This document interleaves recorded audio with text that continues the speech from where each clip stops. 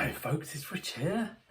It is 9:34 p.m. and it is absolutely boiling still here in the UK. Super humid, hence wearing my vest, trying to cool down, need a shower. Anyway, hello Mr. or Mrs. I'm thinking probably Mr. TZ84, who very kindly left some comments, and he said it'd be interesting to know what your single cut guitars, how you would order them. I don't know whether they were saying specifically Harley Benton's, because he asked about my SC Deluxe Goto, Mina as she's called, or all of the single cuts I've had, which, having a quick look on my spreadsheet, I believe to be 19, maybe 21. Anyway, I have put them in an order. I'm going to quickly read through them and then I'm going to hold this up for a moment for you to have a quick look. If I was clever and could do video editing, we'd go back, but I can't, and I'm not, and so on. So here on my list, and I'll very quickly say why each one, and it's obviously personal, how you think about these things, but anyway, here we go. So my PRS SE245 is number one. The original one I had, which I called Savannah, and just like the one I've got now, which I've sold, had it for a week and a half. Anyway, the fit and finish, just perfect, absolutely perfect. Polished frets on them, the tone pots and the volume pots are really responsive from up to down. They're just beautiful playing guitars. But yeah, my first one was my favourite one. I don't know whether it was of the era or because it was my first bit sort of more expensive guitar. It wasn't actually, but I don't know. But I just think they are fabulous. The pickups sound brilliant. You can clean them off, dirty them up. There's lots of variety on them. They're really nice to play. The necks are reassuringly chunky without being too chunky, and for me, value for money as well. Even today, I mean, I've gone up a bit now, but even today they're still good. Number two is my Gibson LP Studio. It was a 50s tribute model I had. Satin neck on the back is lovely to have on an LP style guitar because some of them are gloss neck, and the pickups on that were really good. They were quite bright, really brighter than you think. They're quite bitey, but that was nice. Then number three is a vintage V100 JBM. Now this was a gold top relic type one that I had. JBM Jazz Blues model, I think they're called that. It's supposed to be, rather than Joe Bonamassa. The main reason I sold that one was the fit and finish was not good, as it isn't on a lot of vintage guitars. The fretboard was overhanging the neck by about 0.5 mm from about the 12th fret down. It's terrible, but pickups brilliant, satin finish on that. Obviously Relic's not for everybody. It was just a lovely playing guitar, and I wish that it didn't have those issues with it, but that was a great guitar, so I'll put that number three. Epiphone Les Paul Custom. I had a couple of these. I had a white one with gold hardware and a black one with gold hardware, both Korean, coil taps on them. Again, just nice playing instrument, good sounding pickups, a variety of tones on them as well, and just a quality guitar. And then number five, my Harley Benton SC Deluxe Goto, which is sat behind me. Now, okay, Tom, hi Tom, a luthier man, he's had it and he's improved the coil tap. There's hardly any volume drop on it, and he's had a little tinker with it, so it plays as well as it can do. But the neck pickup's a bit dark, but that gives a nice change actually. It's got, I say dark, I'm going to call it warm, but it's a nice feeling guitar. It's got weight relief in the body, which is really nice. It's not heavy at all to play, and yeah, the volume and the tone pots do work well up and down.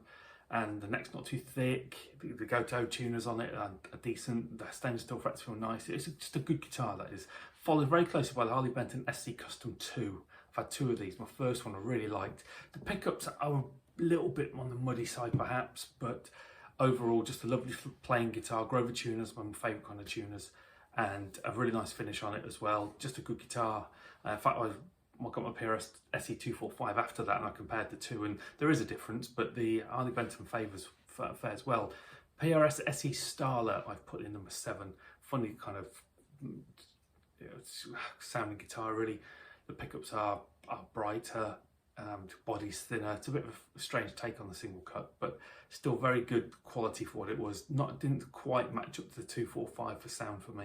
Epiphone Nighthawk reissue is number 8. That is a weird looking guitar. It is a single cut. It's a funny shape. 3 pickups on it. Loads and loads of different configurations. It's got mini humbucker on there, single coil. Just made it wild, wild amount of tones. Just a weird shape. But that was a good guitar. Then number 9, the Stag SEL STD, which might surprise some people being in at number 9. But if you look back at my review I did on that, it takes nods from a number of different kind of single cut guitars. The fit and finish was good enough for the money. It wasn't perfect, but sounded nice, played well. That was a good guitar. Then number 10 is just a vintage V100. I've had a couple of other models. My first one I had was probably my favourite. The pickups are generally good in them. If you get a good one in terms of fit and finish, great. You probably have the QC's an issue with them, but they're heavy, but they're a good solid feeling LP style guitar. But below that, I've put the Epiphone Modern Figures, which went back, and I got a lot of stick for this. People saying, well, because it had loads of little tiny flaws in it. It had on the front, on the flame top, it had a blob where a big round blob in amongst the flames. There were scratches on the ebony fretboard. Trying to think what else was wrong with it. There's just a few little things, and people really got a bit of a go at me for saying it's so picky. It's only a 600 quid guitar. Only a 600 quid guitar. It's a lot to me. I've had guitars costing 100 quid that were better, but it despite all those things, it did sound nice, and the knobs were responsive. So I think if I'd got one of those that wasn't a bit tatty, that would have probably been better. So I put that in at number 11. Then my Harley Benton L500 makes a surprise entry at number 12. That was the one I did the Buckethead video of, white ones, like an LP custom. Now it's strange to put it in number 12 because the tuners are terrible. The pickups are really microphonic, and it's an older model that they don't make anymore. But they just the ivory white finish was really nice. And even though it was a bit of a dog in many ways, it was nice to play. And microphonic pickups aside, they just, I don't know really, they were a better sounding pickup than I thought they were going to be. So I quite like that. Gretsch G5421 Firebird Red. I had a couple of these. These are weight relief Chinese made single cuts with like a kind of jangly sounding humbuckers, I suppose. Nice to play because it's light. Tuners were good, fit and finish was fine on it, which felt a little bit like a toy. Number 14 was a Washburn Idol WI66, odd shape. Had a quilt top on it, which was mentally quilty. Coil tap, Seymour Duncan design pickups. Had a lot of good things going for it, apart from the look, it was a bit ugly. Harley Benton SE450. I was really unlucky here. I've had two of these and they're both terrible. One had to go back that I bought new, and one was second hand and I bumped it on quickly. I think the one I got that I had to send back had some issues with it, but if it was okay, I think that would have been a good guitar. It looked nice. It was a lemon drop one I had. It looked nice. Yeah, and the pickups on it as well sounded pretty good. Below that, I put the Epiphone LP GT Special. That's the one that comes with a trem arm, which is a bit weird, isn't it? That really thin body bolt-on neck's a bit of a toy, really, but it's something different. And then the ESP Eclipse 1000 quilt maple top. The pickups on that were so unbelievably loud, it was almost unplayable, which sounds daft, doesn't it? And there must have been about 5 million K-ohms or something. They were nuts. Then below that, Ibanez Art 120. Hated the pickups in that, and the neck was horrible on it. Never have one of those again. And last but not least, sorry Sam from Sam's Budget Guitars if you're watching, because I know you love yours, but it's the Harley Benton SC400 GT.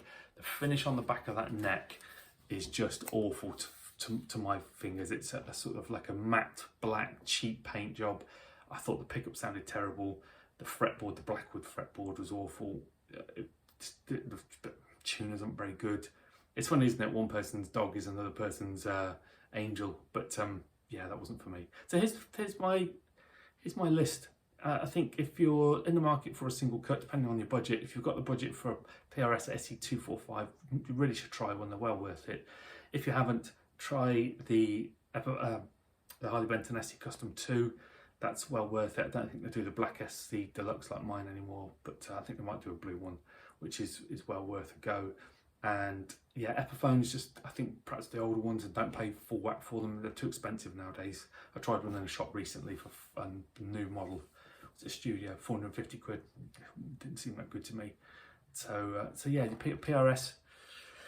And then vintage V100 is always well worth it. And that Stag, you know, if you're not a headstock snob either, that Stag SEL STD is a surprisingly good guitar for about £240 here in the UK. So anyway, let me know what you think to that, and sorry for the waffle.